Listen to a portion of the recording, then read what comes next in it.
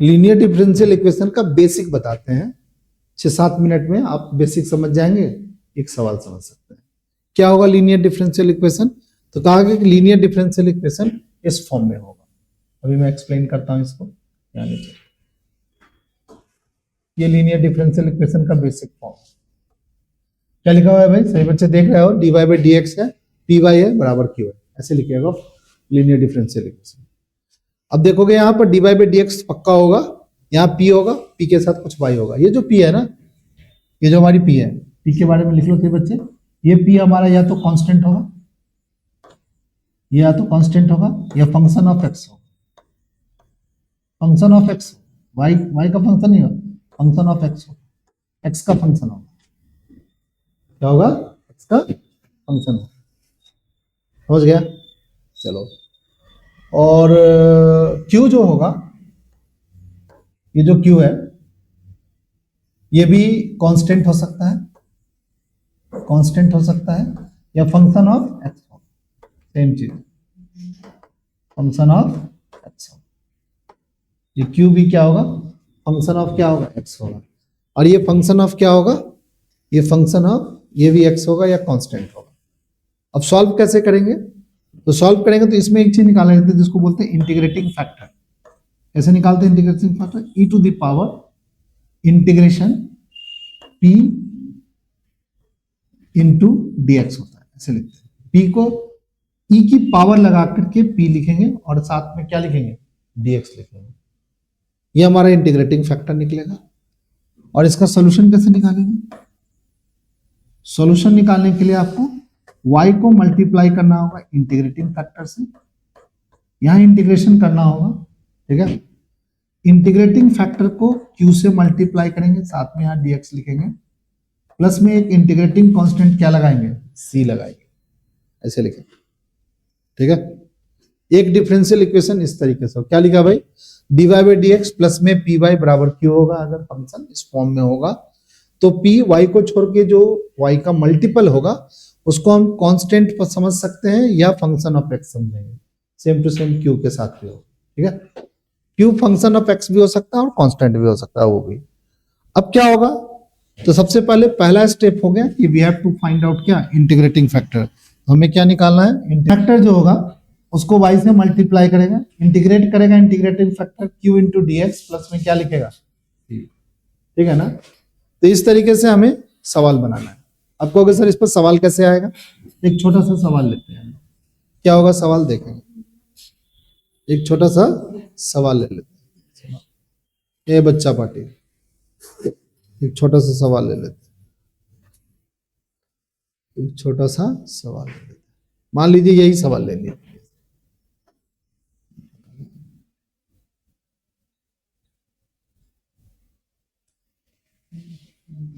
ये छोटा सा।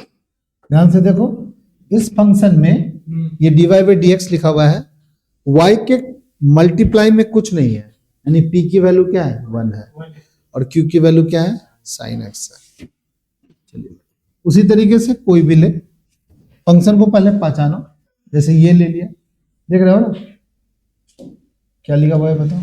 यहाँ पे है 1 बाई एक्स, p की वैल्यू है, और q की वैल्यू क्या है? e की पावर। तो क्या देख रहे हैं?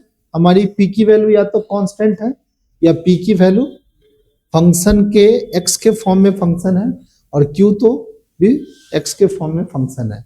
वहां पर q की वैल्यू sin x है, यहाँ पर q की वैल्यू कितनी है? e to the power x है। यहाँ पर एक और बात है जो आपको सीख जाना है, इंटीग्रेशन, एक फॉर्मूला सीख जाना है कि e की पावर जो अगर log x होगा, सभी बच्चे सीख जाओ, e की पावर अगर log x होगा, e की पावर अगर log x होगा तो ये बन जाता है x, ठीक है। e की पावर अगर log sin x होगा, e की पावर log sin x होगा, क्या बन जाएगा बताओ? sin x बन जाएगा। क्या बन जाएगा? sin x बन जाएगा। e की कुछ भी पावर होगी, e की पावर अगर log लगा हुआ हो, log, याद कर लो सही बच्चे, और यहां पे x लिखा हुआ है, तो सिंपल हम क्या लिखेंगे? x लिखेंगे, ठीक है। ये प्रॉपर्टी है log की। तो इंटीग्रेटिंग फैक्टर जब निकालते हैं तो e की पावर px लिखा हुआ है, ठीक है। तो पहला स्टेप में आपको इंटीग्रेटिंग फैक्टर निकालना है।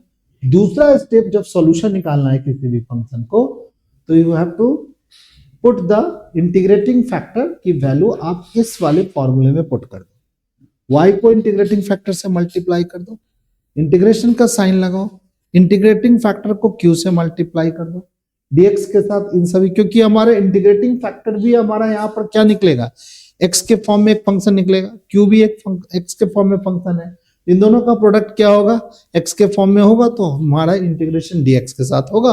और अपने मन से एक इंटीग्रेटिंग कांस्टेंट लगाइए, समझ गया। चलो अब अगर ऐसा रहेगा डिफरेंशियल इक्वेशन, तो आप देख देख कर डिफरेंशियल इक्वेशन को बता दोगे क्या है। जैसे आप पूछेंगे कि भाई इस फंक्शन में y क्या है, सॉरी p क्या है, तो अब y को छोड़ दो 1/x log x, q क्या है 1/x। अब एक और तरीके का इंटीग्रेटिंग फैक्टर डिफरेंशियल इक्वेशन होगा लीनियर फॉर्म में। कैसे होगा भाई, चलो इसको ले लेते।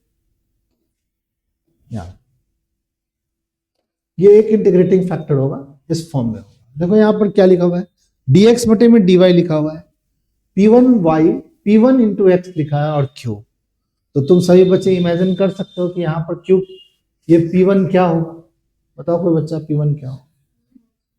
p1 या तो कांस्टेंट होगा, या तो कांस्टेंट होगा, यहां पर x है तो फंक्शन ऑफ क्या होगा बताओ, नहीं बच्चा पार्टी, फंक्शन ऑफ y होगा। देखो ना, पिछले क्लास में पिछली स्लाइड में हमने क्या पढ़ा है, यहां पर y था तो यहां पर क्या होगा, कांस्टेंट या फंक्शन ऑफ क्या होता था, x होता था, और जो चीज ये था वही चीज ये था। तो यहां भी क्या होगा भाई, या तो कांस्टेंट होगा या फंक्शन ऑफ क्या होगा बताओ, y होगा।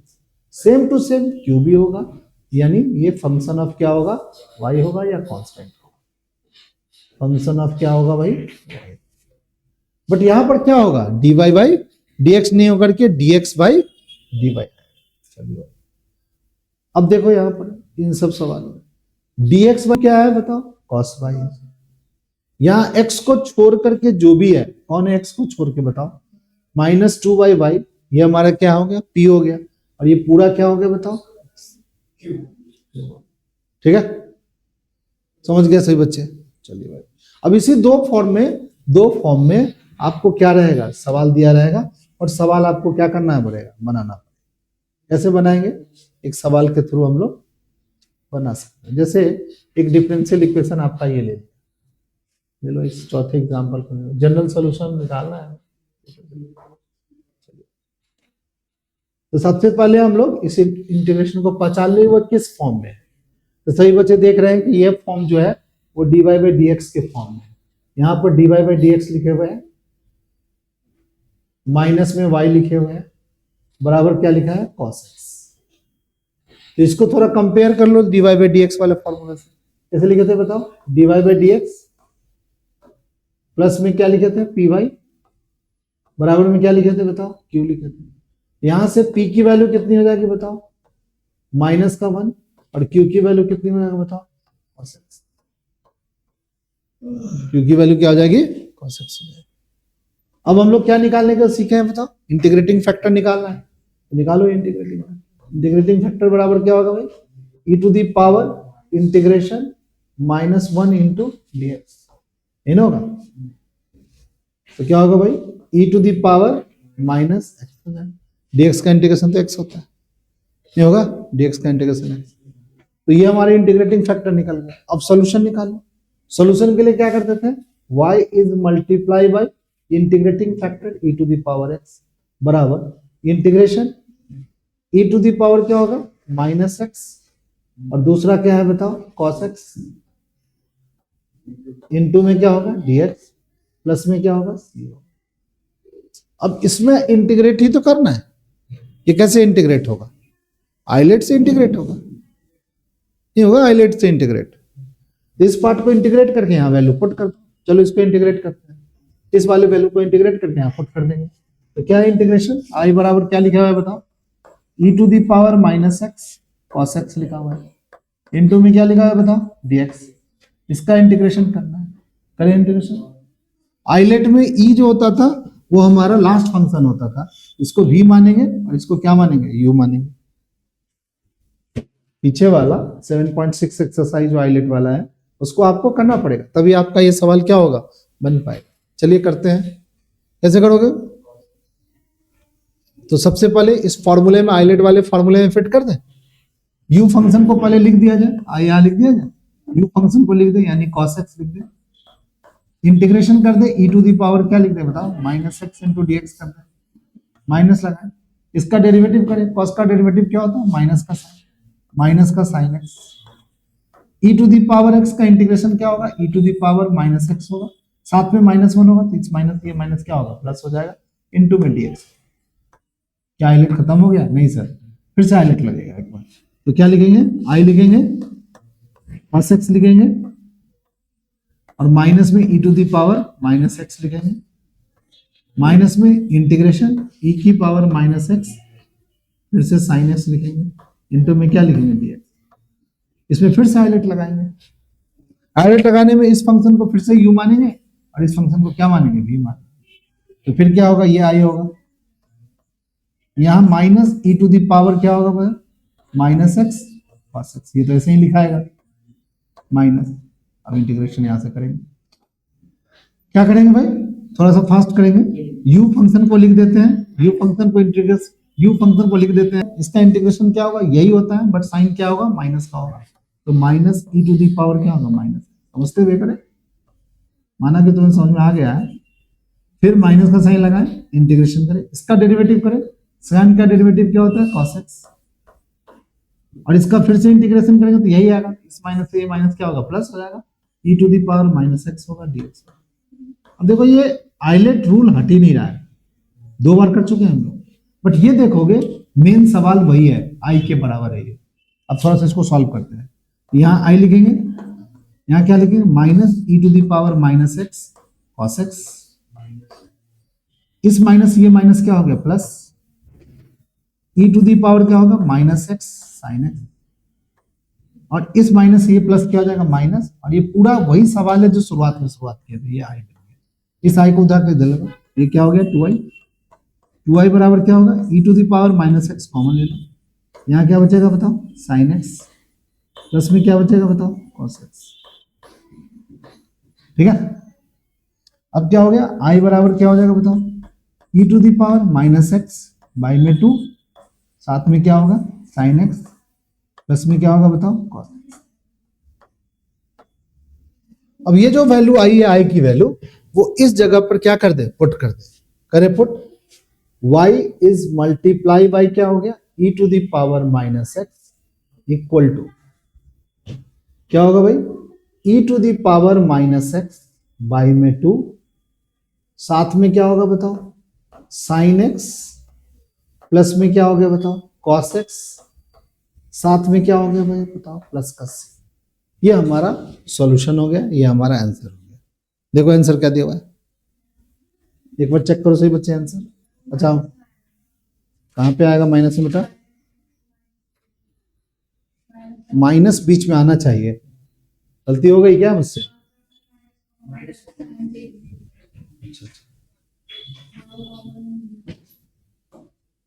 यहाँ पर कर रहा है कोई बच्चा, हाँ भाई यहाँ पर हमारा क्या किया था, ये माइनस है ना, तो माइनस है तो कॉस वाला टर्म्स क्या होगा बताओ, निगेटिव हो जाएगा, नहीं हो जाएगा कॉस वाला टर्म्स, ये निगेटिव, कॉस वाला ये टर्म्स आ जाएगा निगेटिव, ये निगेटिव टर्म्स, ये क्या आ जाएगा बताओ, निगेटिव, ये टर्म्स क्या आएगा, नेगेटिव, तो ये भी क्या होगा। तो इस तरीके से हमें डिफरेंशियल इक्वेशन का कौन सा फॉर्म बनेगा, लीनियर फॉर्म। तो लीनियर भी आसान तो नहीं है, बट इतना ज्यादा उसके जैसा टफ नहीं है।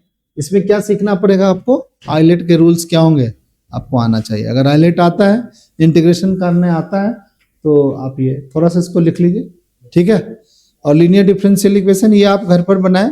अभी इस पर कुछ हम लोग ये जो बेसिक चीज है ना, जो इम्पोर्टेंट टॉपिक्स है, उसका मैं वीडियो बनाऊंगा और आपको बताऊंगा कि ये करना है, ठीक है।